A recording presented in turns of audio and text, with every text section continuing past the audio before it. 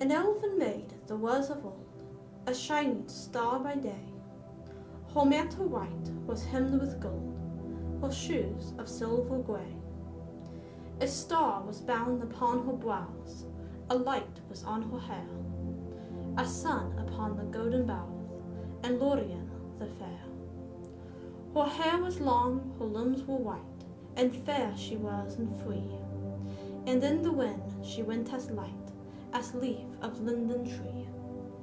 Beside the falls of Nimrodel, by water clear and cool, her voice as falling silver fell into the shining pool.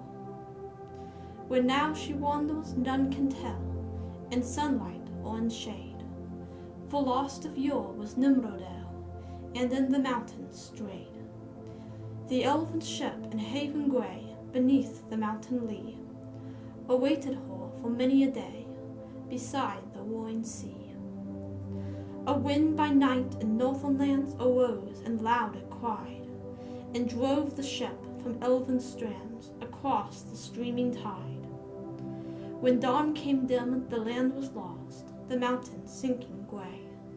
Beyond the heaving waves that tossed the plumes of blinding spray, Amroth beheld the fading shore, now low beyond the swell, and crossed the faithless ship that bore him far from Nimrodel. Of old he was an elven king, a lord of tree and glen, when golden were the bath and spring, and fair off Lorien. From helm to sea they saw him leap as arrow from the stream, and dive into the water deep as mew upon the wing.